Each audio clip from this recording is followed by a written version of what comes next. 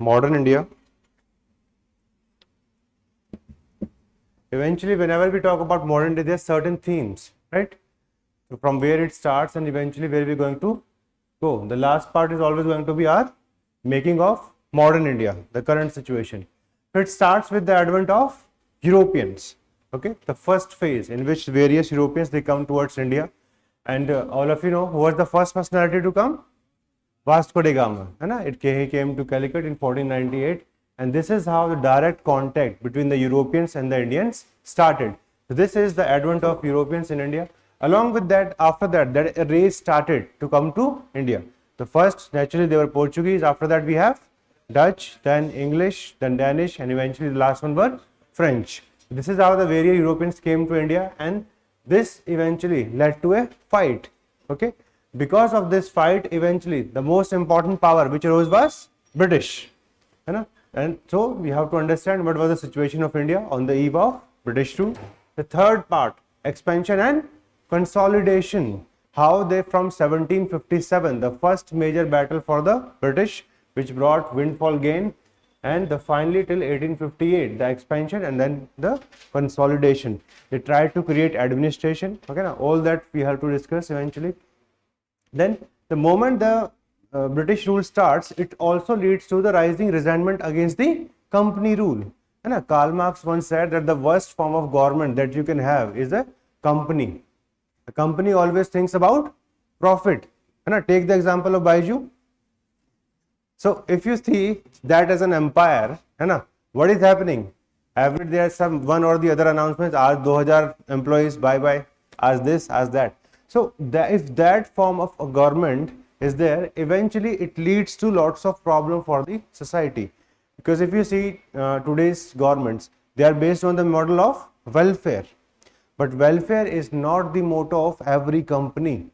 Tata's ka ho sakta hai, but is every company associated towards these tasks? No. So this company did the same, and it led to looting and plundering of India. Then eventually, the first thing, whenever a colonial rule starts, the first defense starts in the reform movement or in the cultural arena. So we see the beginning of cultural reform movements in India. One of the tallest personality of modern India is Rajaram Mohan Roy. He starts this movement. And then finally, we see the rise of nationalism.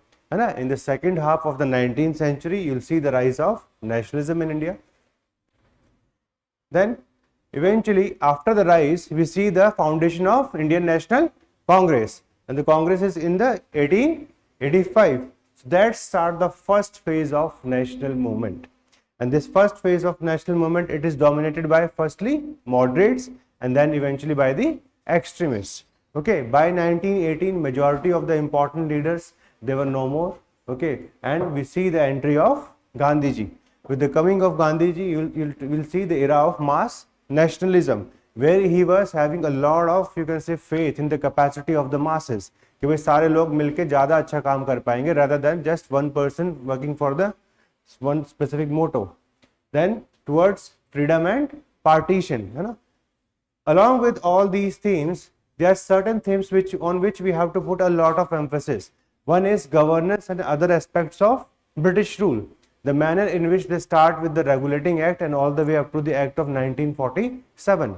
Okay, the manner in which they created the civil services for which all of you are appearing. The civil services itself has a history. Similarly, evolution of judiciary. So all these various facets of administration that we need to understand, and they are mentioned in our syllabus.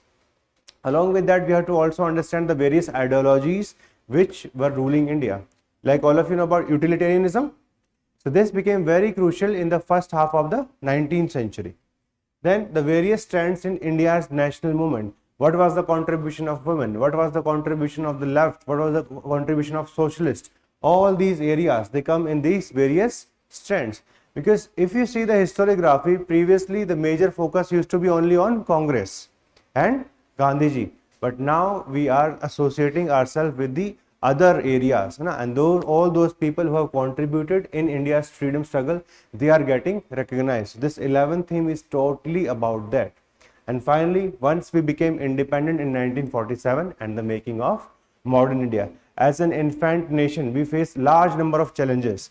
है ना, बहुत सारे challenges हैं. आप economically you are a weak personality, है ना, we are having so many social struggles, politically there is lot of instability. If you see, we just created constitution, we started the experimentation of universal adult suffrage. So सबको जब voting power हमने दे दिया, that was in itself a big miracle कि ये काम करेगा या फिर हमारे अगेंस्ट जाने वाला है. All those problems, ना, creation of states, the question of national language, or the tribal policy or the international policies, all these things they come in the 12th theme.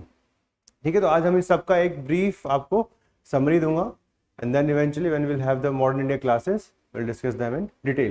So let us understand the first important theme. Okay, this first important theme is advent of Europeans. So the Portuguese. So what did Portuguese came for? What they came to India? They came for,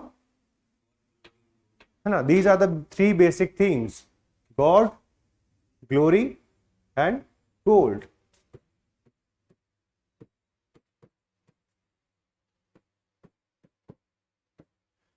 God, because they wanted to increase the influence of Christianity. Then if we talk about glory, they wanted to increase the prestige of their nationalist governments or the monarchies. And finally, they wanted to benefit out of the trading setup. As many of you know the story, when Vasco da Gama came to India, he took spice from here. And when he sold it in the Portuguese, 60 times profit. एक journey में पूरी जिंदगी का काम खत्म, है ना, अब मेहनत ही नहीं करनी है. So we can easily understand this was a very important motivation. So all these three motivations brought Europeans in contact with India. During the first initial century or the 16th century, Portuguese were the most dominant power. Okay, but then Dutch came to India. Many of these important, you can say, dynasties of India, the most important being the Mughals, they started supporting all these companies. Reason being, Portuguese, they were dominating. They started some systems which irked India's various dynasties. Like if we talk about Portuguese,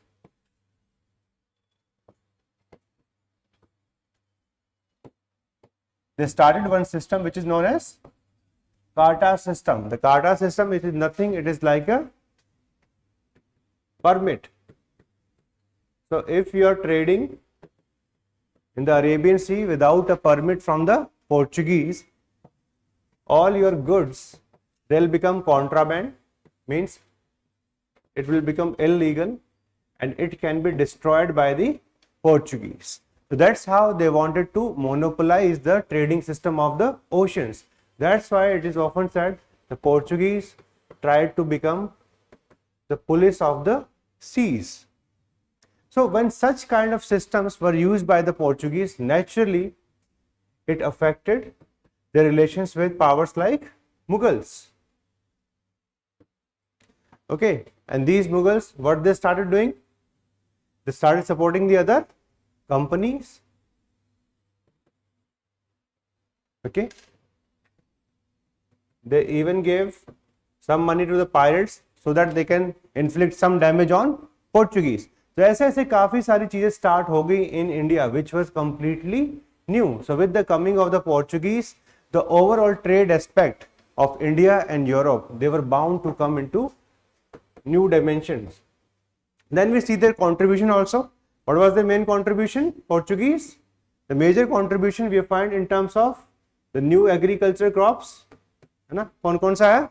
Potato, tomato, है ना, tobacco, all these important crops, they were brought in by Portuguese. They also brought in architecture. ना, Iberian architecture came to India. If you go to Goa side, वहाँ पे जितने भी churches वगैरह हैं, है ना, they are of Portuguese architecture. So they came up with these with the contribution. So whenever a new personality enters dominion, it leads to creation of a new culture. So Portuguese, they were the first one to do it. They also started one system in which forts were created along the shores so that they can dominate all the ships. है ना, जितना भी आपने forts वगैरह देखोगे Portuguese के, they can be found even till today. like सबसे famous जो है दिल चाहता वाला Aguada fort. All these forts, they are made by none other than Portuguese. So they were the first power to come, so who started the trade, who started the system of, in fact, armed trade, where if their specific permits were not taken, the whole goods, they can be destroyed. After that, we see the rise of Dutch. Dutch eventually replaced Portuguese, not only in India but also in Indonesia. Okay, but Dutch came in close competition with English, and around 1602, and we see the coming of the Dutch. By 1608, we see the coming of the English. They came in very close timing. That's why eventually English, they were able to defeat the Dutch. They themselves were having the best navy in the world. The Danish, they were not concerned too much about politics. Their major focus was on Christian missionary activities. And finally, the coming of French. So eventually, out of all these powers, the main struggle, it came between the English and the French.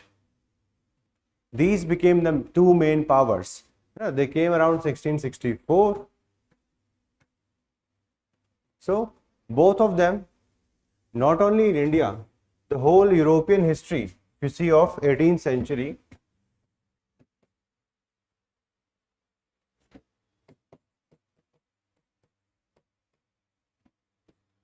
the 18th century has only two important powers, English on the one hand and French on the second hand. They fought so many battles, okay, like they fought 7-year war, they fought American War of Independence. In American War of Independence, French were supporting the Americans. Similarly, in India, they fought Carnatic Wars. 3 Carnatic Wars were fought.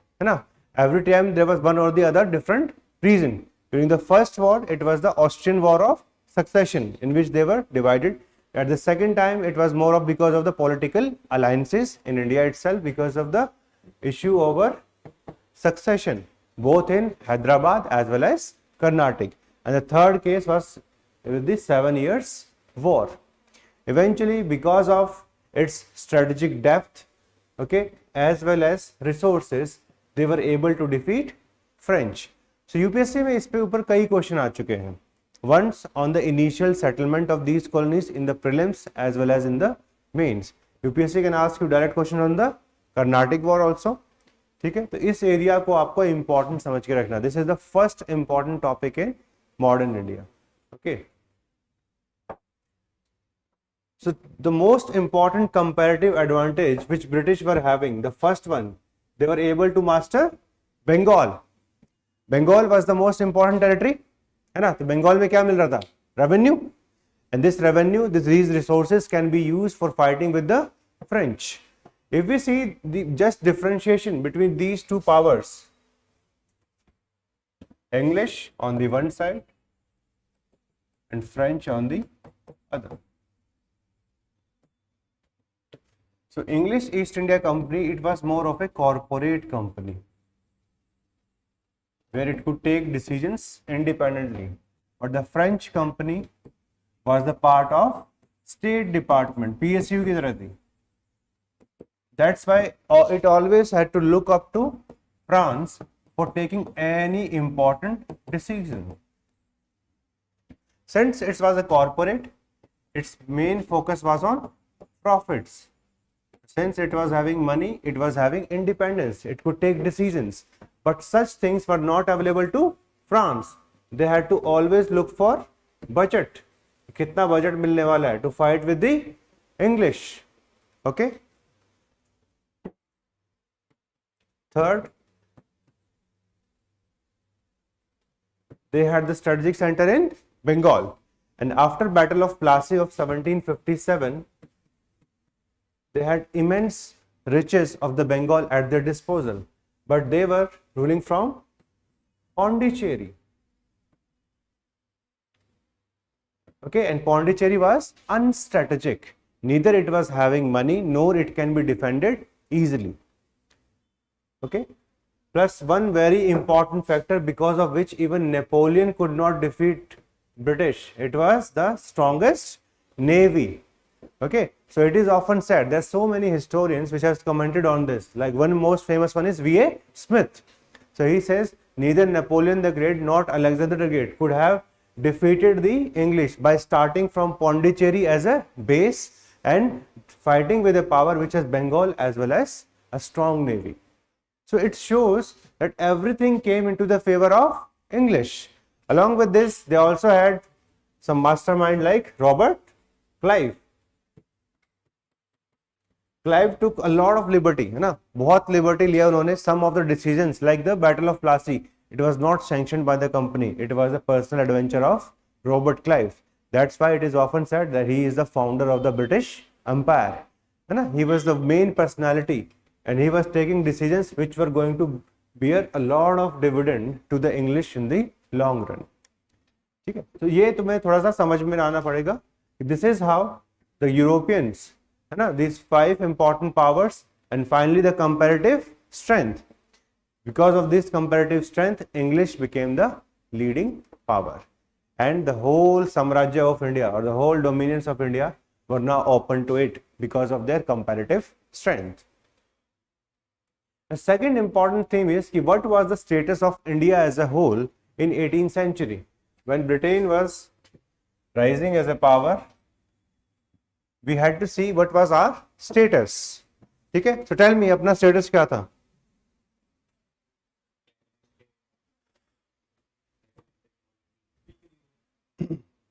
Yesterday we discussed that in 1707 there was death of Aurangzeb and he was the last powerful monarch. After that, from 1707 till 1858, Mughals they remained a power only in name, है ना, सिर्फ नाम के राजा थे, ऐसा कुछ नहीं था कि they could enforce their decisions, है ना. We had discussed that India was now divided into 3 categories of states, है ना. एक successor states थे which included the categories of Awadh, Hyderabad and Bengal. These were successor states. Similarly, we also had the rebellious states like Jat, Sikhs and Marathas. Okay? And we also had certain independent states. So this is how India was now the center of regional states. So it is often said that 18th century it was a transformation of polity.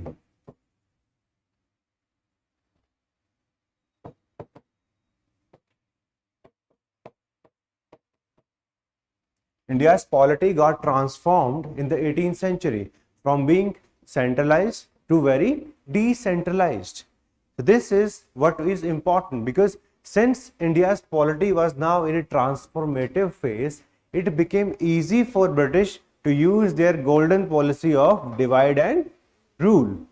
Okay, they could not have won while taking on the big power. So what they did everything in installments. So the policy of divide and rule could be seen in Bengal. What was done by Robert Clive? What happened in Bengal? Bribery, treachery. Ali Khan had just died in 1756 and who came to power? Siraj-ud-Dowla. Siraj-ud-Dowla was a very, you can say, haughty kind of person, है ना, egoistic in nature. And because of this, many of the established players who were there in the court, they were unhappy. And one such person was Mir Jafar. Mir Jafar was his military commander. Similarly, the whole finance of Bengal was seen by Jagat Seth family. इनकी families थी, they used to look after the overall monetization of Bengal economy. Okay, so such people, they were mostly unhappy with the rule of Siraj-ud-Dowla. He was hot tempered, कुछ भी बोलते थे. In one of the event, English, as all of you know, their base was in Calcutta. They started fortifying their fort. है ना, fort को boundaries बनाना शुरू कर दिया.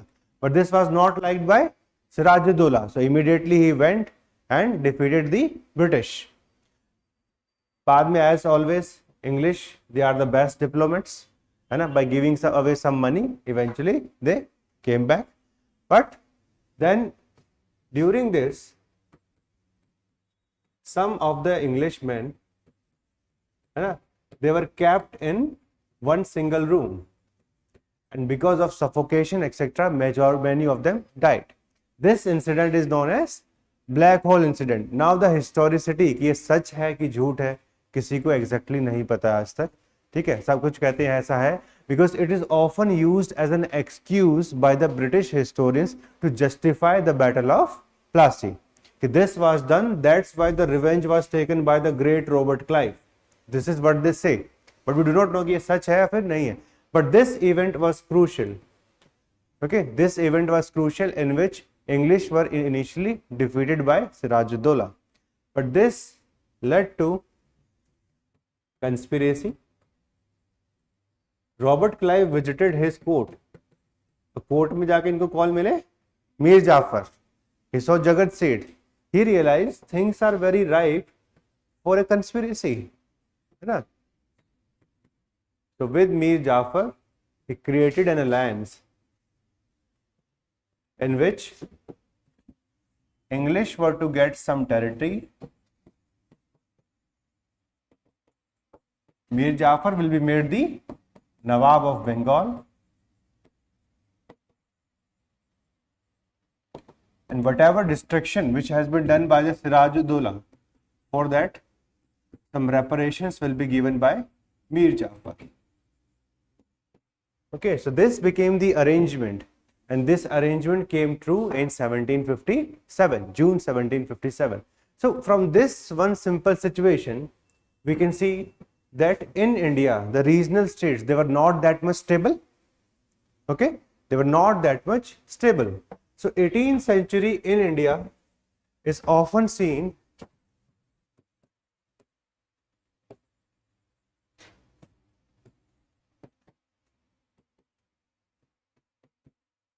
as an example of internal struggles as well as external invasions.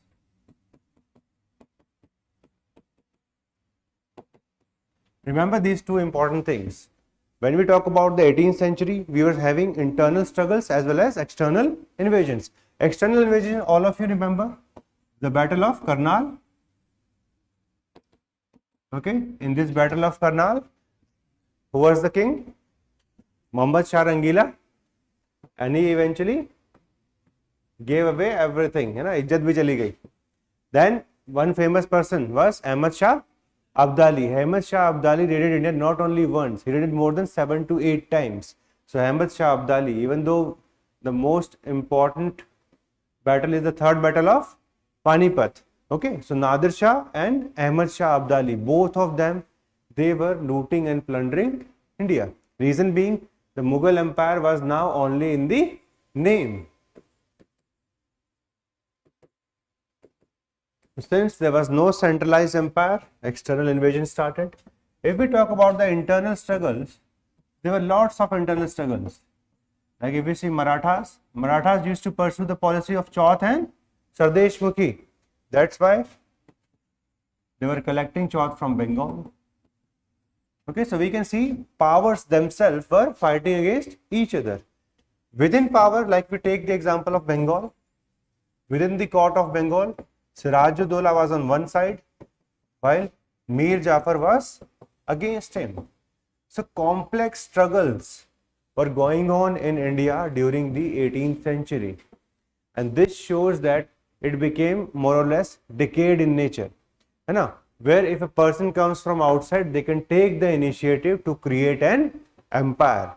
So some of the statistics, if we see from 18th century, they helped British for their rise. So UPSC ने कई बार question पूछा है, do you think that the decline of Mughal Empire or the rise of the regional state both contributed to the rise of British? So what do you think? दोनों ने इस contribute किया है कि नहीं किया है? किया है. Because of decline of the Mughals, we see external invasions. which further led to the downfall of the regional states. Okay, and these regional states, they were fighting among themselves, and these opportunities were cashed in by British. उनको जब मौका मिला चौका मार दिया. ठीक है. So these are the important events you need to remember. कि the India on the eve of British rule. So we have seen yes, there were decline, rise of the third, the socio-economic conditions. So India was considered as a very rich country.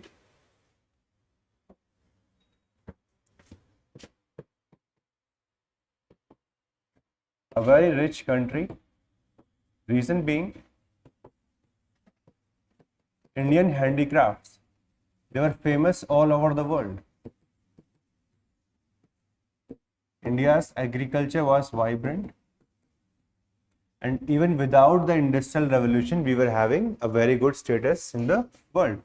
But at the same time, if we see India's social life, India's society was segmented. It was divided. Okay, it was divided into various factions. There were so many regional orientation with respect to society. Like India was divided on the basis of caste, religion, okay, ethnicity.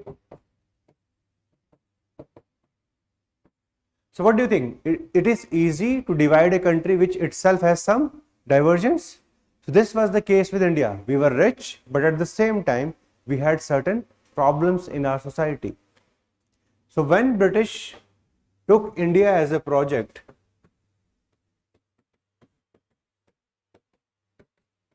they were aware of these two things.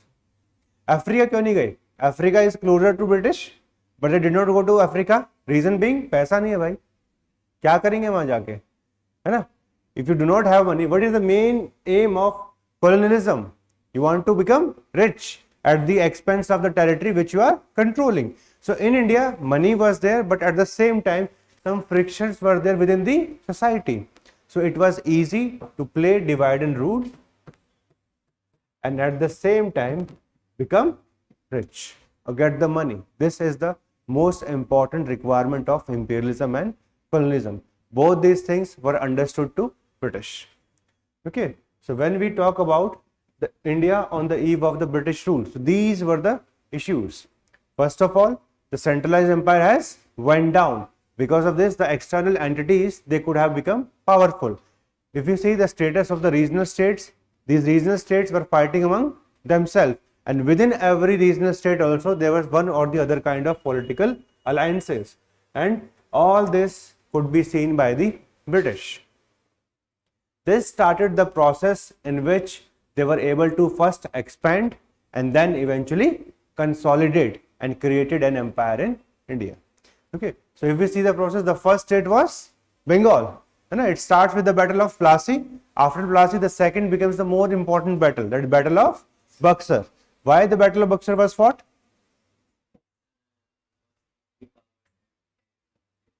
So 1757, if we see, Mir Jafar comes to power. Mir Jafar was used as a golden sack, or like a hen, which is going to give golden eggs. But when he was not able to provide money on time in 1760, Mir Jafar was replaced. He was replaced by Mir Kazim. Initially, Mir Kazim gave them money as well as territory, but Mir Kazim, surprising, was a very efficient administrator. And what he wanted to get out of the control of British. So for that, he started focusing on capacity building. When we talk about capacity building, first of all, what he did, shifted the capital. सबसे पहले shift कर दिया capital को, मुंगेर ले गए अपनी capital को, ठीक है. Started the gun factory. Okay. At the same time, he started raising the issue of dastaks. Normally, whichever farman were given to the British, the most important farman is that of Farooq Siyar, and because of these farmans, the company was required to pay less taxes. कि suppose India में 18% GST है, they were required to pay only 10%. This was the issue of dastaks. But this was only in official capacity. It was not like if a company has 100 employees, these 100 employees can also have that kind of privilege. But in case of British East India Company, this was even used by the employees. And that's why the competition with Indian merchants, the Europeans were at the top. Reason being, they were paying less taxes. So this misuse of dastaks by the employees of the company was raised by Mir Qasim, and this was not liked by the British. Reason being, they said, how dare you expect, how dare you challenge the sovereignty of British? So by 1763 itself, British had started seeing themselves as the unmatched power in whole of Bengal. So in retaliation, he absolved all these dastaks, सारी dastaks को abolish कर दिया. And because of this, a stream of events led to deposing of Mir Qasim. He ran away after the fight with the British. Then he created an alliance. This alliance was created. In this alliance, there were three important personalities. First, Mir Qasim himself. Then, Shuja-ud-Dowla. Shuja-ud-Dowla was ruler of Awadh. And third, Shah Alam II. Shah Alam II, he was the Mughal emperor. Okay. There is peculiar story of Shah Alam II. He used to be so afraid of his wazir कि अब दिल्ली जाना बंद कर दिया था कि मैं यहीं से देख लूँगा. So he was living in the area of Bihar. Okay, so this was the status of our Mughal emperors.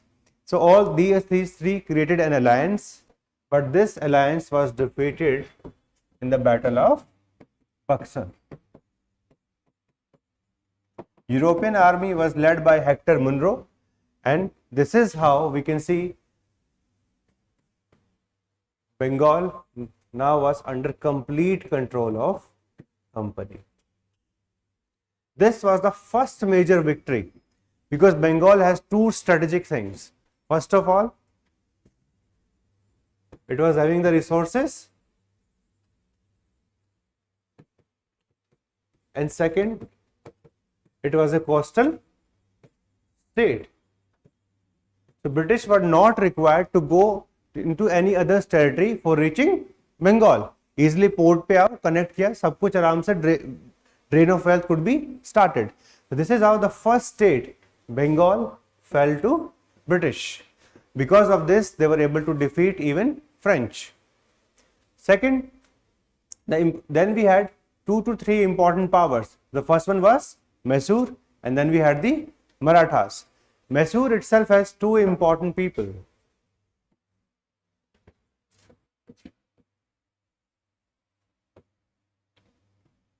The most famous person was Hyder Ali. Hyder Ali was smart. He started as a soldier. Okay. And then the Wadiyar dynasty, which was ruling over Mysore, he replaced them. Okay. And Hyder Ali, since he was very smart, he was able to increase the dominion of Mysore and created it into an empire. That's why, since he was very powerful in South India, he had to fight with British. The first Anglo-Mysore War starts from 1767 to 69, in which Hyder Ali defeated English. This was the first chance where English were being defeated by a power in 18th century, Indian power. But as usual, British का सबसे पहले क्या करते हैं? They are very good diplomats. So they signed the treaty. The treaty sign करके खत्म करो. We'll see in the future. Okay. They again fought the war from 1780 to 84. During this war, Hyder Ali died, and then his son Tipu Sultan took over the reins. Now, the one problem with Tipu Sultan, he was not a good diplomat. And diplomacy is mostly required when you have so many coalitions. Okay, and because of lack of diplomacy, Tipu Sultan got defeated in 1792 and eventually in 1799. Okay, he was defeated in the third war by Lord Cornwallis. Some of the territory which was considered by Tipu Sultan as a protectorate of Mysore was taken over by Travancore. So Travancore was attacked by him, and this was seen as a signal of war by British. So Lord Cornwallis used this excuse to fight a war with Tipu Sultan. After 1792 or the Third Anglo-Mysore War, Tipu became very weak. Half of his territory was taken away. A very big indemnity was imposed on him, and even two of his sons उनको भी लेके चले गए good behavior के लिए कि future में देखेंगे ठीक से काम कर रहे हो तो वापस आ जाएंगे, otherwise they will not come back. All these kinds of things were used by the British. Then eventually in 1799, one of the most famous personality came to India. Who was the Governor General? Lord Wellesley. Lord Wellesley is considered as the person responsible for the beginning of subsidiary alliance system. Okay, so he defeated Tipu Sultan. Tipu Sultan was a daring person in general. Okay, so he chose to die on the battlefield rather than sign another humiliating treaty with the British. So this is how eventually he died in 1799, and Mysore was restored to Vodiyar dynasty. Another important power at this point of time was Marathas. Okay, Marathas, they faced a crushing defeat in the Battle of Panipat, but they were somehow revived by the Peshwa Madhav Rao, but he himself died by 1772. At the time of the death, eventually, we see the rise of frictions. Okay, the frictions eventually led to the war from 1775 all the way to 1782. Okay, so this is how Marathas, they started fighting with the British. Reason being, Raghunath Rao, he was responsible for the murder of the Peshwa, and his candidature as Peshwa was not accepted by one of the most famous personality, that is Nana Fadnavis. Even Marathas, they were able to defeat British in 1779 in the Battle of Vadgaon. Okay, so that's why the British eventually they signed a peace treaty. The treaty that they signed in 1782, this is known as the Treaty of Salbai. Okay, as per the provisions of Treaty of Salbai, Marathas were converted into friends, and their support was used in defeating Mysore. Okay. Because of another internal fight in 1802, the Peshwa Bajirao II, Balaji Bajirao II, he signed a subsidiary alliance treaty with the English, and that led to the Second Anglo-Mysore War, which led to their downfall. Okay, and last try was done by them around 1818, in which again they were defeated, and this is how the Marathas, it came to an end. Even the Peshwaship was abolished, and the last Peshwa, he was sent to Bithur, Kanpur के पास में भेज दिया. वहीं से the famous Nana Sahib is going to fight for his pension in 1857. So the second important power itself was defeated. Then after defeating Marathas, they had to focus on other areas. Okay, so when they started seeing that, one area was Sind. In 1838 to 42, British were fighting a war in Afghanistan. In this war, British eventually lost. Reason being, the supported personality, which was supported by the British, was overthrown. So that's why, to save face, they captured Sind, because the people of the Sind, they had done nothing wrong for the British. Okay, there were certain armies. The title of the ruler were Amirs, These armies had done nothing wrong. कुछ भी गलत नहीं किया गया था. All right, but still the British were able to conquer it in 1843, and the person who conquered it was Charles Napier, and he has specifically commented, "We have no right to seize Sind, but we still do so, and what a humane piece of rascality it will be." So this is how Sind was captured. After that, the last important remaining power was Punjab, and Punjab, the opportunity came in 1845-46. Okay, and finally it was conquered by Dalhousie by fighting the Second Anglo-Sikh War in 1849. There were some other states also, as all of you know. Everywhere war was not used. Like once Dalhousie came to power in 1848, he used various methods, like the one of the famous method was doctrine of lapse. By using so, he was able to capture Nagpur, okay, Jhansi, Satara, okay. So many states were captured. Okay, like Awadh was conquered in 1856 by using the pretext of misgovernance, है ना, or malgovernance. So in this way, British were able to create an empire in India, starting from 1757 till 1856. Okay, 100 years. This is the most active part in which they were busy in expanding their dominions. But this also became one of the reasons for the revolt of 1857.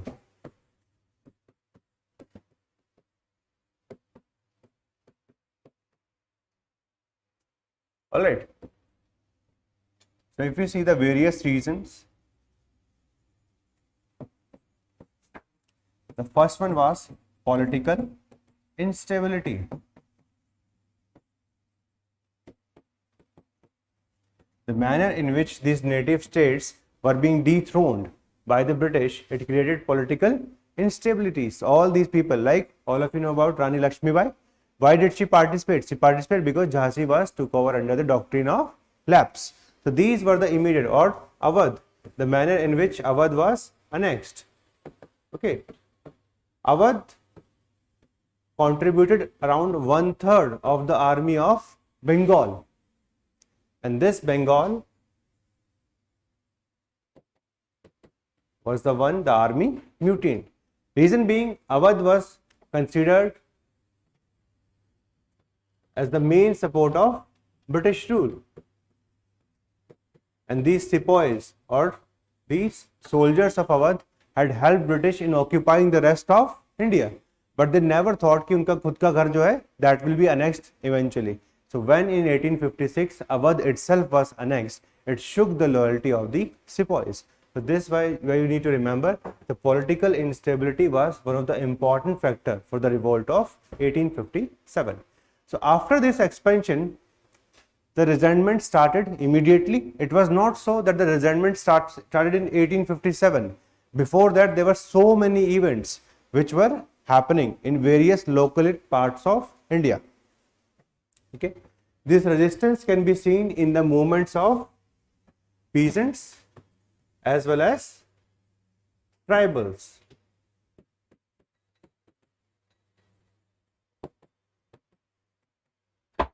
Like from 1783 itself, we have one famous event. It is known as Rangpur Ding.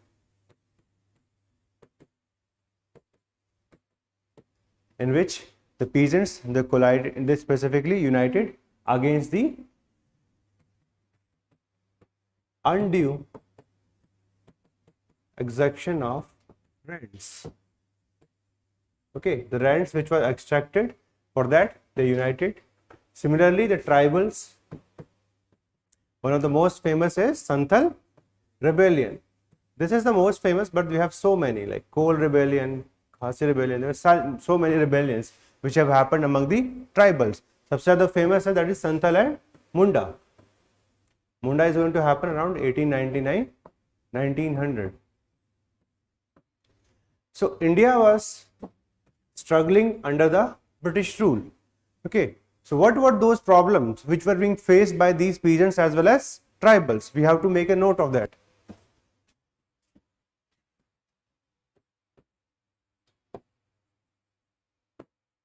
British started the process of revenue settlements. There are three famous settlements. It starts with the permanent settlement.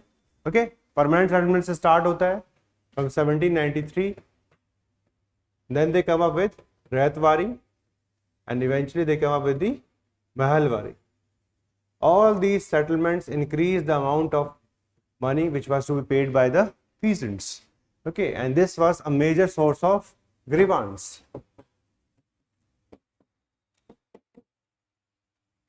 British was responsible for deindustrialization of India. Because of this, the side income of the peasants by making handicrafts, etc., this was lost.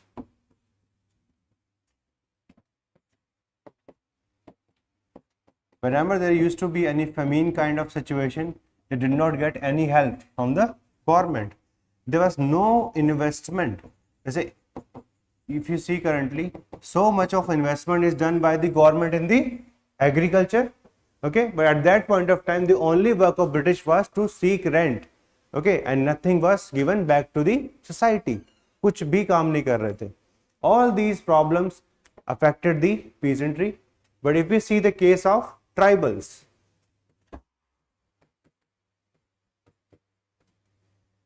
they were not allowed to practice the kind of agriculture that is jhum cultivation or shifting cultivation.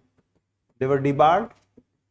So forest resources, the miners' forest produce, this was also denied to the tribal people. British introduced zamindari system and broke their isolation. That's why these tribals lost their lands. They came in debt trap, and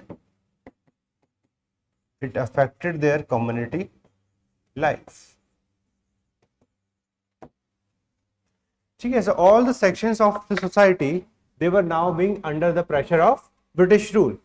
That's why they started revolting, both peasants as well as tribals. Okay, this became the main reason eventually of the revolt of 1857. So many localized revolts had happened in the previous century from 1757 to 1857 that a major fire came in 1857.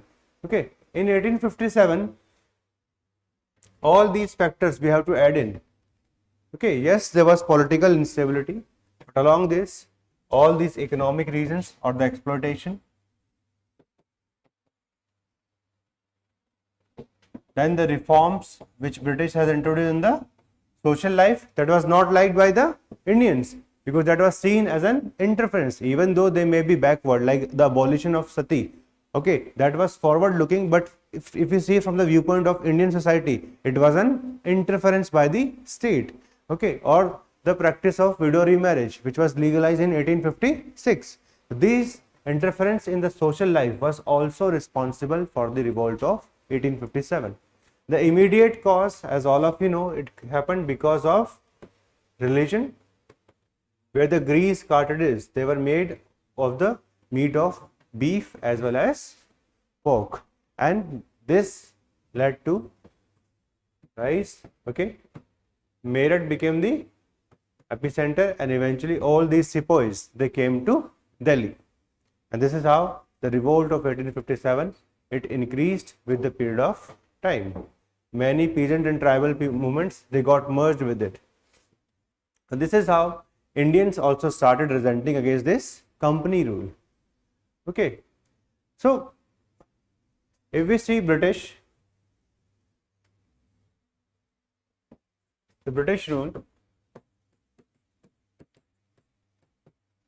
it had differential impact in urban areas. People in the urban areas, they enjoyed the benefit of education. As there was administration, so there was also employment.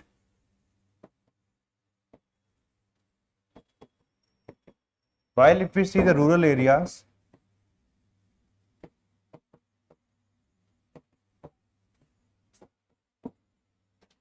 both peasant as well as tribals,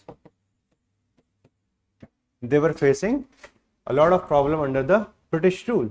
Okay, that's why their reaction also was differential in nature.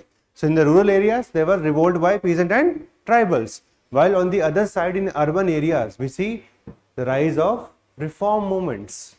Okay, these reform movements wanted to reform India's society. There were so many problems in Indian society, and majority of these problems were linked to religion. It was religion which was sanctioning that sati should be committed. It was religion which was allowing polygamy.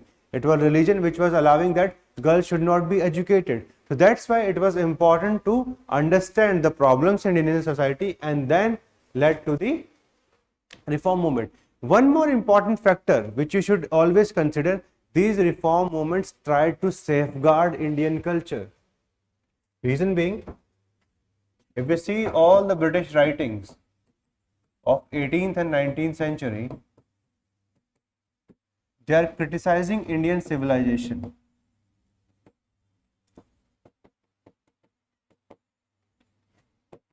Okay, and this criticism was based on the condition of women as well as the backwardness of traditions.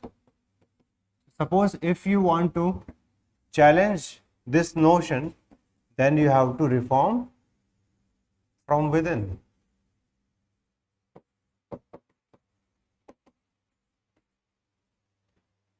Okay, so this was a very important aspect.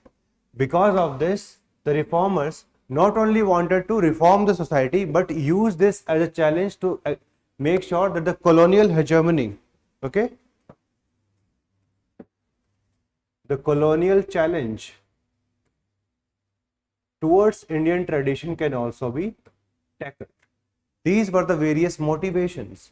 इन्हीं सारी motivation के साथ में they come up with reforms. We have a very long list of reformers.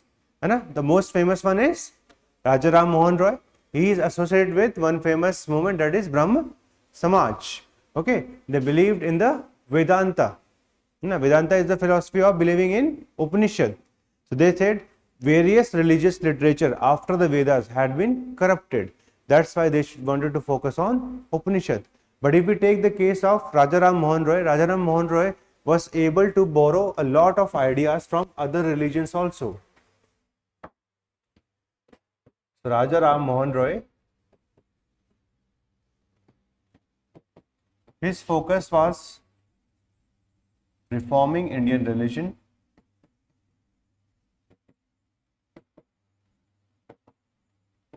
ensuring rights for women, educational, property right, all this was required. He even started agitations for the sake of peasants. Okay, he is considered as an internationalist,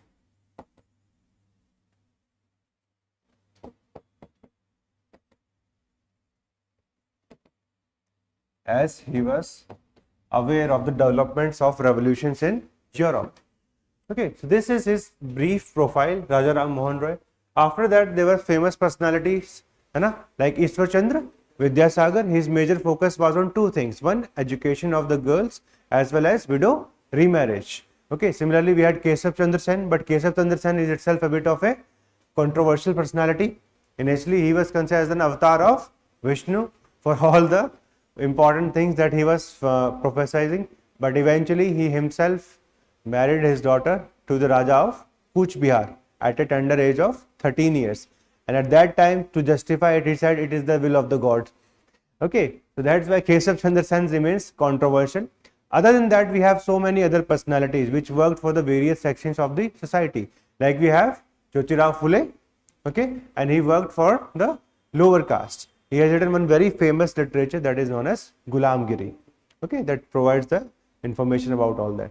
Then, along with this, we have different categories of movements. If we see the social justice reform movement, this reform movement can be characterized two major parts. Some were reformist, like Raja Rammohan Roy, but some were also revivalist, We have the example of Dayanand Saraswati.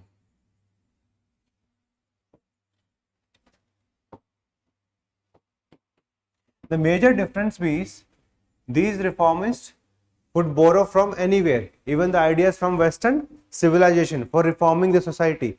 But these revivalists wanted to use the cultural space provided by our own civilization. Like Dayanand Saraswati, he said, go back to Vedas.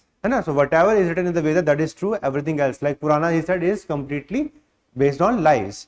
So the cultural space provided by India's civilization, within this they were going to reform. So these are the two basic trends which we see in the social religious reform movement. These reform movements were not limited to Hinduism, they came as well as in the Islam. And one of the famous personality for that was Sir Syed Ahmad Khan. He started the famous Aligarh movement. Some of the movements in the Islam, they were backward, like the Wahhabi movement or the Farisi movement. Okay, they wanted to take people towards pure Islamic teaching or the teachings of the Quran. Similarly, we see some reform movements among the Sikhs also, where they started the Gurudwara movement. Okay, and eventually even among the Parsis, and we see movement was started by Dadabhai Naroji. So all these movements, okay, all these movements, if we see, significance is very important. They were the first form of nationalism. Okay, in India, the incipient or the initial nationalism could be seen in the reform movement, because they were defending Indian culture. Okay, if we see other significance, they were responsible for various reforms. Okay, starting from the sati, legalization of marriage, education, all those. But still some critiques remain. What were the critiques? One, majority of these movements were limited to urban areas, number one. Second, some of these reformers, they were actively engaging with the English state. Like if you see, if sati is banned, do you think it will be implemented in the letter and the spirit? No, it is not possible. Some of the reforms were done without creating any environment for that, and that's why many of them failed. Okay, if we take the specific case of some of the Hindu reform movement, they took all the appreciation, or they took all the ideas from the ancient India. That's why it led to the spread of communalism during the later time. And one of them is the Shuddhi movement. The Shuddhi movement was started by, he did not start it, by Arya Samaj. Okay, by Arya Samaj. It was started by the Arya Samaj, because of which there was spread of initial communalism. Okay, so these are the various critiques, different leaders, etc. वो हमने थोड़ा सा बात कर लिया. Rest we'll discuss in the later sessions. Now, after this, we see the rise of modern nationalism. Nationalism is nothing but a feeling of unity, where we identify ourselves with our nation, where all the people of India, they considered themselves being part of an entity, and they started believing that they have a common history and their future is converged. Okay, so this feeling of nationalism in India did not came in one go. Okay, so the first element of nationalism can be seen in religious reform movements, or we can say the first form of nationalism came in the form of culture. Second, we can see the economic nationalism, in which leaders like Dadabhai Naroji, etc., they published their poverty and un-British rule. Okay, and they specifically asked British to change their wage. Okay, then we can talk about political nationalism. When we talk about political nationalism, we can eventually see the rise of various political associations. Okay, Congress was not the first association. So many associations came before Congress, but they were mostly at the level of some regional party. So in 1885, the first pan-India platform was created. Okay, so once this political nationalism came on the scene, different philosophies can be seen, like moderate nationalism, then shift towards extremists. Extremists, they wanted self-governance. Then we see the Gandhian nationalism, or the era of mass nationalism, where he started believing in the capacity of masses. Along with that, We also see revolutionary nationalism, in which famous personality like Bhagat Singh, etc., they tried to ensure or tried to liberate India from British rule. And some of the nationalism can also be seen among the communists, because communists or the socialists, they wanted to topple the British government directly. So in this way, nationalism came to India.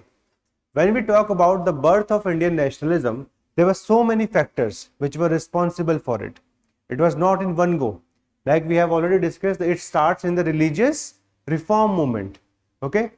Then economic nationalism, reason being the manner in which the whole of India was being exploited by the British. It led to a kind of understanding that our economic fortunes are only going to change when we are going to stick together.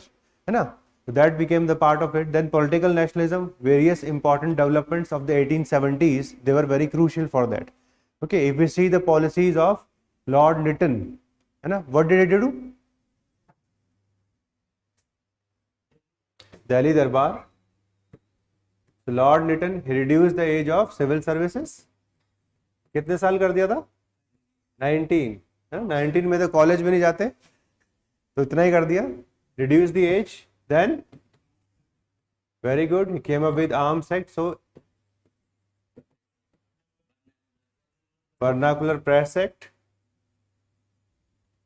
This Vernacular Press Act was brought in, reason being vernacular press criticized him for having Delhi Darbar from 1876 to 1878, and at the same time India was facing a very heavy famine. Okay, so this Delhi Darbar was being criticized by the vernacular press. That's why he wanted to gag them. All these events eventually led to a feeling of nationalism. Okay, nationalism in first form is always a reaction, and this reaction is always going to be against the imperialist power.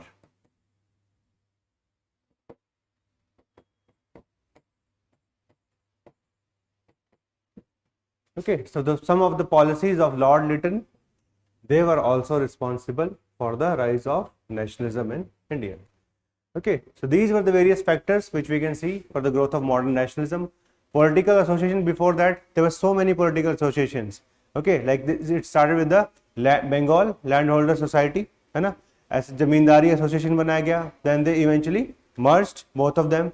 Then similar there was Madras Native Association was started in 1852. Then all of you know about the Indian Association started in 1876. So काफी सारी association बने. Eventually all of them, all India platform was required, and that came in only in 1885. Foundation of Indian National Congress. All of you know who started this Congress? A.O. Hume. Okay, so if we talk about the foundation, A.O. Hume was the main important personality. He was a retired British civil servant. There is a lot of debate on the role of A.O. Hume. Okay, there is one famous theory with respect to Congress foundation, that is known as safety valve theory.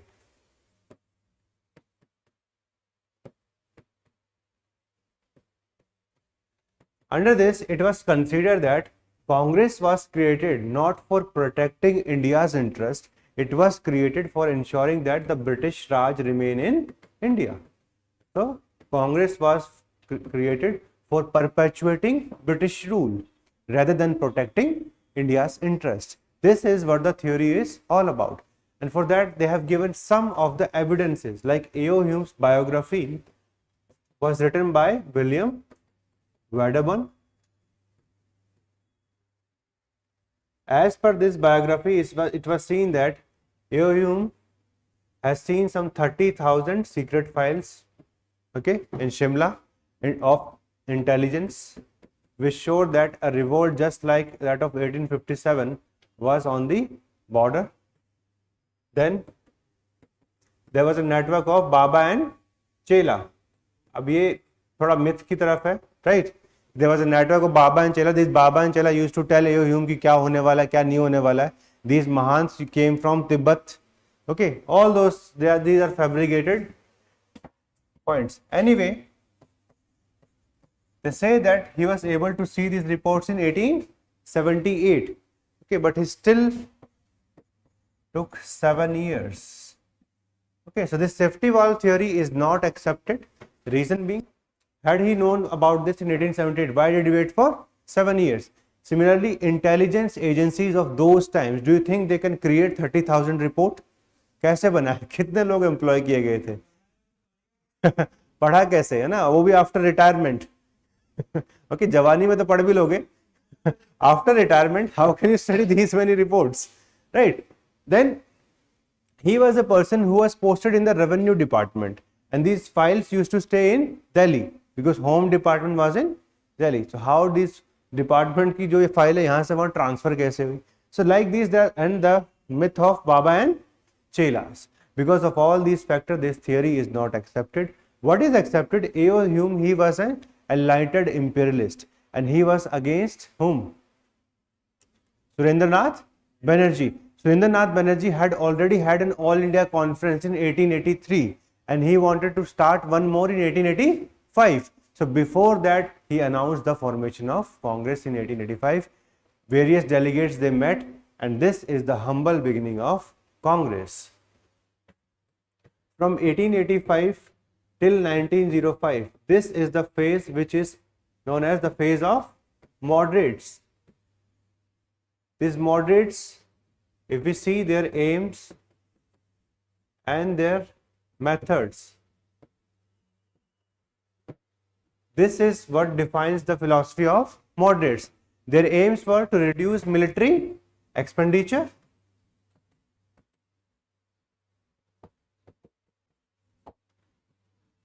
Indianization of civil services,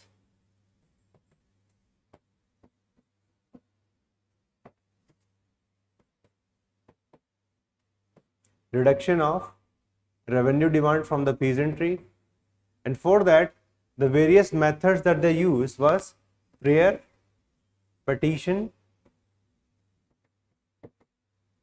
pamphlets, etc. This is what they used. So they were not able to create necessary pressure on British. That's why when in 1903 the announcement for the partition of Bengal, this idea was being actively considered in 1903 कि भाई हम partition कर सकते हैं. So from 1903 till 1905 the moderates specifically tried that this partition is not done. Okay, but still it was announced in 1905, you know, October 1905 it was, the date was also set around 16th of October 1905. This led to disillusionment of the people with the methods of moderates, and it led to the rise of extremists. Okay, these extremists, they were responsible for leading the government, leading the Congress from 1906 all the way up to 1919. They were responsible for starting the first important movement, that is Swadeshi.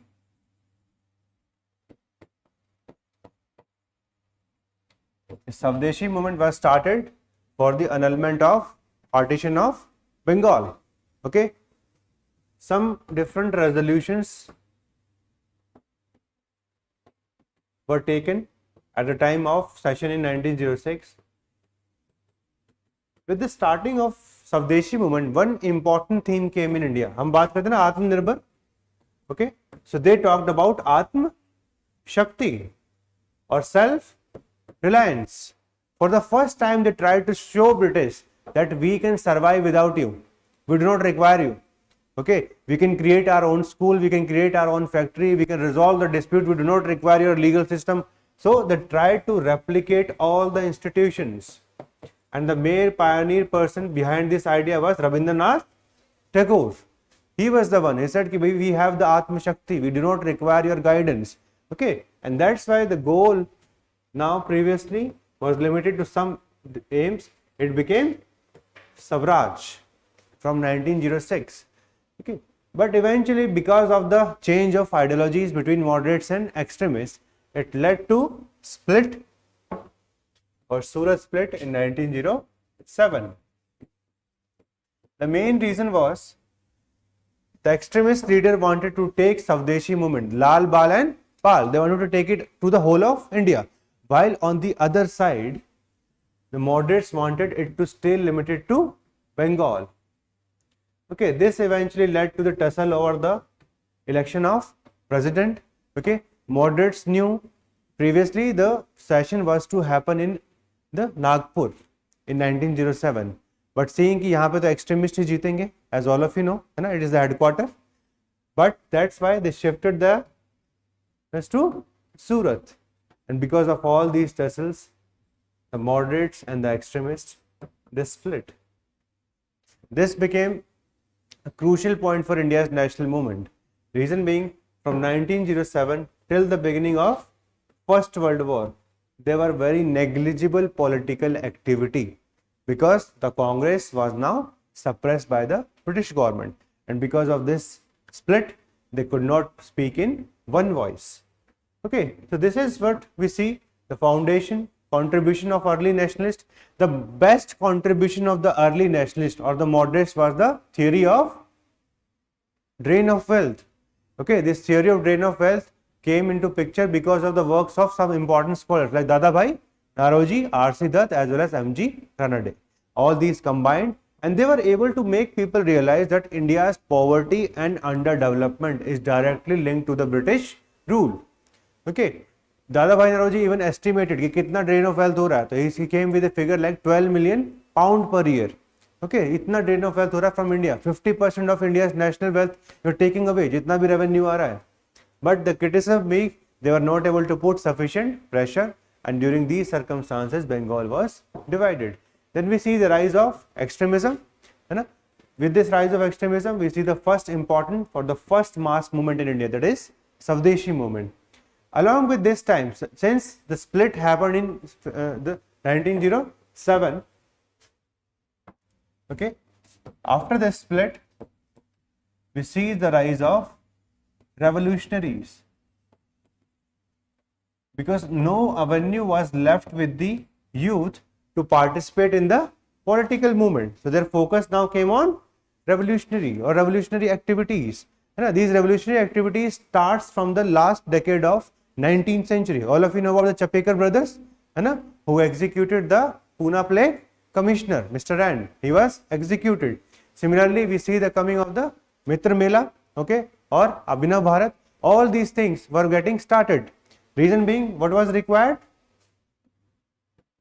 They thought that they can use revolution as a method for sending British out of India. But as all of us know, these were some heroic acts, okay, at the individual level, but in the long run, what was required was a movement in which all the people can participate. With the coming of the First World War, initially Indians were guaranteed by the British कि आप अच्छे बच्चे की तरह रहो, ठीक है? After the First World War, आपको कुछ ना कुछ gift मिलेगा. And what was that? Rowlatt Act, है ना? Defense of India Act was passed in 1915. The reason being, British was very much concerned that during the First World War, India may go out of its hand. That's why Defense of India Act was passed. Under this act, they came up with various provisions, okay, in which any person can be arrested without any specific evidence. Okay, these provisions were used from 1915 all the way up to 1918. The main aim, during the First World War. During this time, we see the coming of the Gadar movement, that all of you know.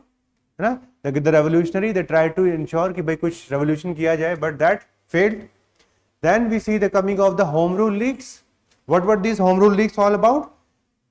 They demanded Home Rule on the basis of what was there in Ireland. Okay, and there were two important personalities. The first one was Annie Besant, and second was Bal Gangadhar Tilak. Bal Gangadhar Tilak had just come out of the jail. 6 साल की jail के बाद बाहर आए थे, तो इस के चलो कुछ नया स्टार्ट करते. Let us start. So this Home Rule League was started. Eventually this Home Rule League also failed. Reason being, Britain was not in a mood to provide any kind of home rule to India. Okay, but they came up with one very famous declaration, Montague Declaration in 1917, in which they specifically said that it is the aim of the British government to provide self-governance to India in the long run. Okay, but the moment the First World War ended, India was shocked to see that Rowlatt Act, in Rowlatt Act, all the provisions of Defense of India Act, like you see India's constitution, if the emergency provisions are used in day-to-day life, how would you feel? You have no fundamental rights, right? ठीक है, तो वो वाली situation वहां पे हो गई थी when Indians they were suffering, and even after supporting the British war efforts, India's soldiers went outside, fought for them. So much of the money, India's resources were used for that purpose, and still we are being treated in that manner.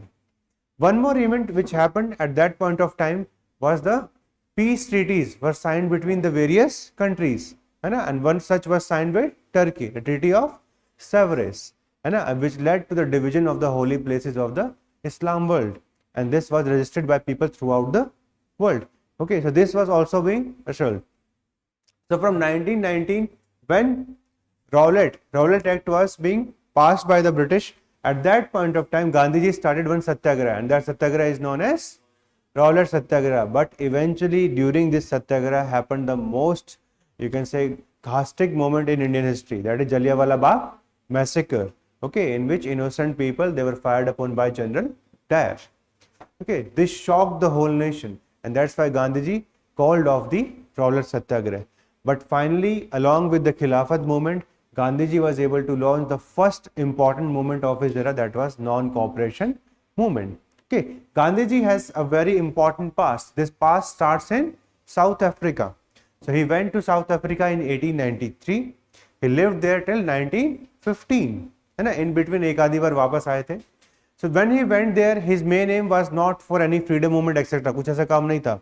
He went there for some legal consultancy for दादा अब्दुल्ला. कुछ पैसे मिलने वाले थे उसके लिए, because he was a lawyer.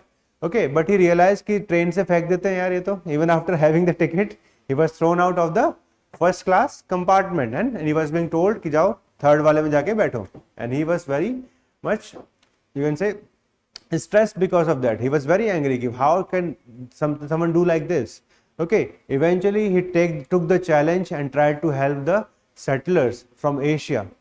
Okay, and that's why he remained there for nearly 20 years. Gandhiji himself has a moderate and extremist phase in South Africa. From 1893 till 1906, he had full faith in British capacity कि हाँ अच्छे हैं, change हो जाएगा. He was writing letters. He was even helping the British in the Boer War. That's why he got the title of Kaiser-e-Hind. But from 1906, he realized nothing is going to happen. From 1906, he started Satyagraha. He started all those movements. So all those trials were done in South Africa. And by the time he came, he knew these things are going to work.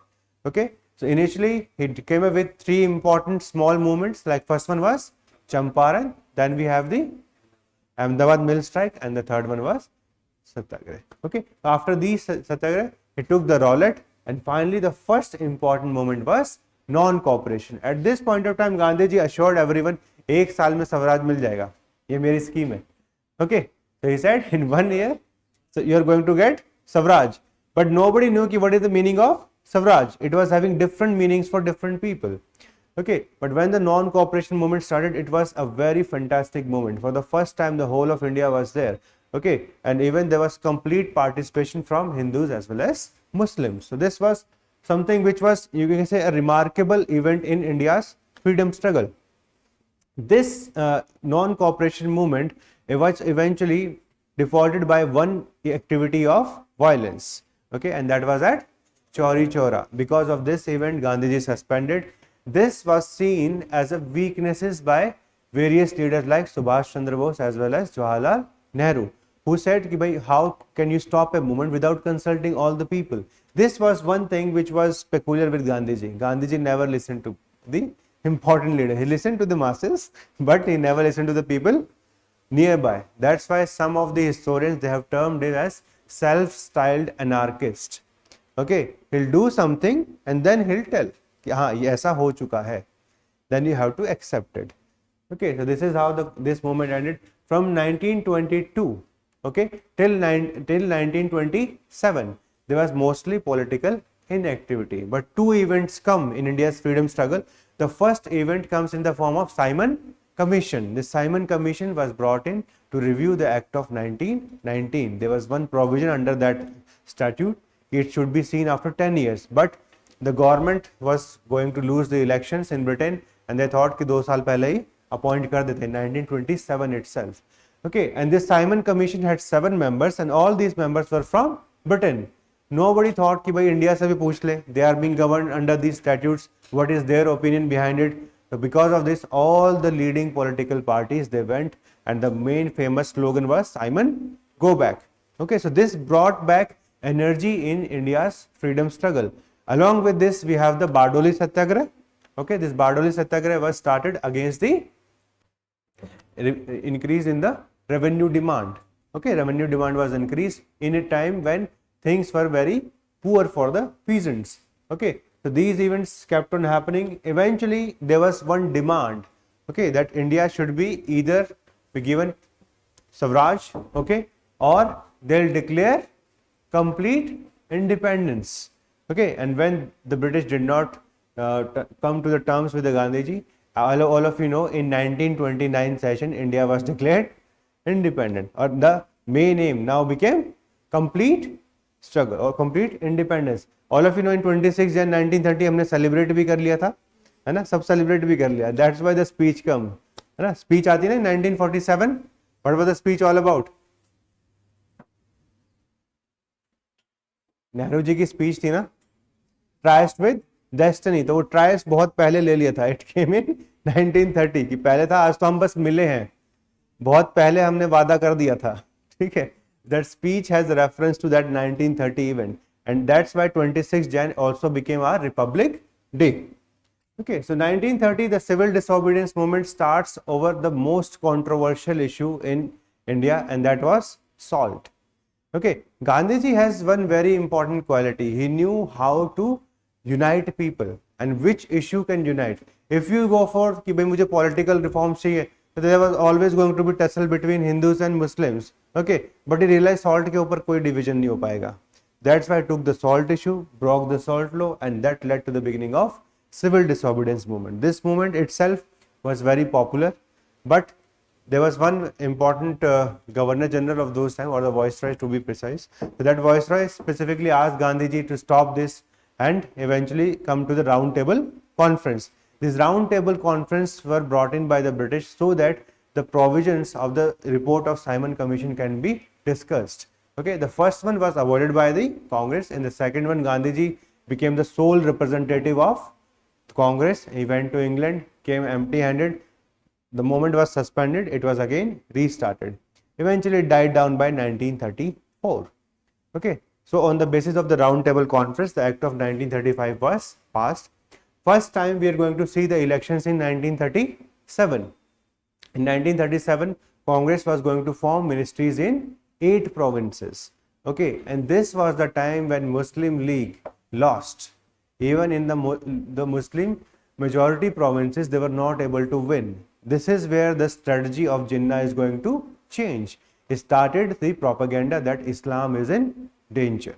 Okay, they came up with Pirpur reports. Under these reports, all the provinces where Congress government was there, they came up with fabricated reports that how the Muslims, women, etc., they are being tortured by the Hindus, etc. So all those reports, all that propaganda started. Okay, and this is the time from 1937 till 1947. Things will become so difficult that India was to be partitioned. Okay, because Jinnah was not going to give in. So 1937 to 39, Congress remained in power in 8 provinces. But in 1939, as all of you know, Hitler, when he invaded Poland, it led to the outbreak of Second World War. British, without concerning with Indian leaders, made India a party. जैसे पहले हुआ था वैसे ही होगा. First World War में you are also there. This time also you participate. Okay. So in 1939 we were made a party. On this, all the Congress ministry, they resigned. This was celebrated by the Muslim League as a day of deliverance. Okay. So from 1939 now, India's political leadership, it was in a dilemma to start a movement or not. क्या करना चाहिए? Okay, they see that the cause of the Britain is just because they were fighting against Hitler. And if Hitler comes to power, things are going to be torture for the rest of the world. That's why in 1940 they started the individual satyagraha. Okay, once the individual satyagraha was started, but it was not that much popular, कुछ ज़्यादा फायदा हुआ नहीं उससे. Okay, then the Cripps mission came, because the Cripps mission came after the entry of Japan, and they wanted to have some kind of settlement with India, but the take it and leave it attitude of the Cripps eventually led to the rise of Quit India movement. Japan had started entering and capturing the whole of Southeast Asia, and all these so-called colonial power like Dutch left behind Indonesia और घर भाग गए, French left behind Vietnam, and England was emptying the area of Singapore, है ना. So seeing this, Gandhi ji now came in a very radical mood कि भाई एक imperialist power can be replaced by Japan, and we have started, इतने साल से हम पढ़ रहे हैं moderate extremist सब कुछ चला जाएगा पानी में. So we have to start a movement finally to emancipate ourselves from the foreign rule. So he started the Quit India movement. But this is one moment in which the leadership was arrested on the very first day of announcement. तो 8 अगस्त के आसपास ही रात को सबको jail में डाल दिया, and all the people were taken to different prisons. ऐसा नहीं कि एक ही prison में ले जाके कि वहाँ जाके बात करेंगे, नहीं. They were taken to different prisons. So this is one moment in which people at the local level has taken so much initiative. So Quit India movement is important for that perspective. After that, eventually we are going to see that after Quit India movement, the major question was not India is going to become independent or not. It was the transfer of power, in which form the power will be transferred. Okay, so this is the era of mass nationalism. Okay, so when we talk about freedom and partition, extreme communalism, as we have already discussed, it starts from 1937 with the propaganda started by the Muslim League. Okay, Jinnah has famously said, I along with my typewriter were able to create Pakistan, and the typewriter was doing nothing but creating the propaganda, dividing the people. Okay, there was one peculiar condition among the Hindus and the Muslims. Hindus, initially the reform movement started in Hinduism. Because of that, it was easy to create a middle class, but this was missing among the Muslims. Okay, and even the British, they realized this. So they tried to brainwash Sir Syed Ahmad Khan. They told him, tell Muslims to stay away from politics and we'll see some provisions for their benefit. Okay, because of these factors, middle class was not there, and the most enlightened class is always the middle class, which took care of your nationality. देखो जो top class है हमेशा उससे कुछ ना कुछ अपने interest होते हैं. Like that was for Jinnah. It's nothing better than become the president or the prime minister of a country. So he was having that kind of motivation. So from 1937, we see by 1940, they came up with the demand for Pakistan. है ना, Lahore resolution उन्होंने pass on किया. When 1942 Cripps mission came, they said we want to have. By 1942, they started. They specifically asked for that we want a separate Pakistan, but this demand was not accepted by the Cripps mission. They did not went for it. Okay, so from 1942 all the way up to 1946. Okay, these are the years in which so many efforts were made for this constitutional impasse, between the League and the Congress. After 1942, Britain itself had become very weak. They said, once the Second World War ends, we are going to transfer power. But we want that all of these parties should come into the executive government. Okay, so there were various talks, like Jinnah talks happened with the Desai Liaquat Ali talks. So many talks happened, and then finally was the Wavell conference. He started a conference in Shimla. That Wavell plan also failed. Okay, so in 1946, as all of you know, the famous cabinet mission plan came. This cabinet mission plan came up with groupings. India's state would divide into 3 groupings. One was Hindu dominated, the second one was Muslim dominated, and in the third, the states in which there was 50-50. लगभग उनके आसपास में था. So groupings were made. Both initially Congress was unhappy, okay, but Muslim League was happy. This Muslim League specifically said कि चलो ठीक है, we are joining the cabinet mission plan. But on 29th of July, when Jinnah was stressing, let us start the government without the Congress, but this was not accepted by the Viceroy. So on 29th of July, they specifically said, we are not going to join this interim government and we reject the plan. Okay, so this is how the things becomes very difficult. And by 1947, along with various discussions, when Lord Mountbatten, he comes to India, he realized cabinet mission plan is not going to work. And Jinnah specifically said, I want only one thing, first divide and then quit. Okay, this was the stance of Jinnah. Alright, so this is how all the high politics or the negotiations for freedom and partition, they were going together. You have to remember one very important thing for modern India. Okay, for India, the freedom was from the British rule. Okay, but for Pakistan, the freedom was from the India. Okay, that's why they wanted division first, then talk about कि कौन सी boundary line हमें उससे कोई लेना देना नहीं है. Okay, that's why this is the thing you have to remember.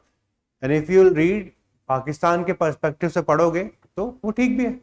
If we see from that perspective, but as an Indian हम तो हमेशा क्या कहेंगे? It's our division. Okay, but they celebrate that as, but in our specifically eyes, the partition in India, okay, or the freedom which came, it came with partition, and it was a lot of bloodshed. Okay, India heartland was divided. है ना? अभी तो चलो ठीक है, हम एक ही तरफ देख के पाकिस्तान को देखते हैं, but at the time of 1947 this was not so. Pakistan was on both sides, west and east, है ना? It was only the war of 1971 which changed the equation, and it led to the creation of Bangladesh. इसके अलावा भी बहुत सारी चीजें हैं जो आपको जाननी पड़ेंगी. Okay, like the acts, various acts starting from 1773 up to 1947, the famous governor generals, their policies. Okay, what were the various ideologies which ruled over India? Like one of the initial ideology was Orientalism, then it was utilitarianism, and finally it was the Victorian liberalism. Various policies have ruled over India. Okay, various instrument, creation of civil services, police services, all those were the instrument which were used to cater to India. Then the various princely states, what were the important princely states? What was the policy of the British towards them? What was the policy of Congress towards them? Both of that you have to understand. Then the development of press, education. So all these areas we'll see once we start the important classes. When we talk about the various stand and national movements, so all these things we'll discuss. What was the role of socialist revolutionaries? What was the important role of women? UPSC has asked this specific theme in general studies as well as optional. Okay. Then what was the role of Dalits, peasant, tribals, and as well as working class as well as bourgeois. Finally, when we talk about after 1947, it is the creation of India as a nation. In 1947, we were independent, but at the same time, we have to realize we were in disarray in all forms. We were not having money. We were not having the experience. We were not having constitution. Okay, we were not having the election process. Everything had to be built from the scratch. This was the challenge on which initially the most important work was done by whom? Sardar Vallabhbhai Patel. 31st October just went by, National Day of Unity. He was responsible. Around 562 princely states were there. Out of that, 529 had joined India, 3 remained, and for all 3 he had one or the other different plan. Okay, Jammu Kashmir, Junagadh and Hyderabad. Then the making of constitution from 1947 onwards, it picked up pace. We were able to create the constitution by 26th of November 1949. Many of the provisions they were promulgated from that day itself, and the whole constitution, the picture comes in 26th of January 1950. Then the foreign policy of Nehru, one of the important requirement of the post-independence era, to not go under the influence of any other country. We wanted to stay independent, and that's why our policy became non-alignment. Okay, that was the policy of Jawaharlal Nehru. Then the challenges of socio-economic integration, so many tribes, so many castes, all these problems, how to take care. We came up with the 5th schedule, 6th schedule, for the tribal areas. Okay. In similar manners, we had to take care of various social problems like the untouchability. For that, acts was passed in 1955. Even the constitution under Article 17, it was abolished. One peculiar issue. Now, yes, India was more or less, ठीक है, हमने बना लिया, but India's state structure, it was not uniform. है ना? ऐसे ही haphazard manner में किसी को भी किसी के साथ merge कर दिया था. That was the case. That's why state reorganization was required. But Indian leaders, even though they had accepted this before independence, after independence they had changed their opinion. Reason being, we ourselves were facing so many challenges. That's why they said we do not want a new problem for us, which could be divisive in nature. That's why various committees were appointed, है ना, and all of them they rejected. Like SK Dhar ने मना कर दिया, JVP ने मना कर दिया. But the protest started Andhra, and in 1953 the Andhra was created. Okay, after the fast or in fact the death of Sri Ramalu Patti. After that, in 1956, Fazal Ali Commission, which was appointed in 53, that finally came up with the report, and on the basis of this, 14 state and 6 union territories were created. Okay. Then thoda bahut hum aur padhenge modern India mein. Not only this, we will discuss about the science policy, we will discuss about the other aspect of modern India, in fact the environmental policies. All of this will be covered in the later classes. Okay, so this is the brief timeline of the various events of modern India. Tomorrow we'll discuss about world history. World history में क्या क्या important themes हैं? There is mainstream European history, there is mainstream British Pacific history, which is other from the continental Europe. We'll discuss about the American history. We'll discuss about the theme of socialism and communism. So बाकी सब हम कल करेंगे at the same time. ठीक है? So that's it for today.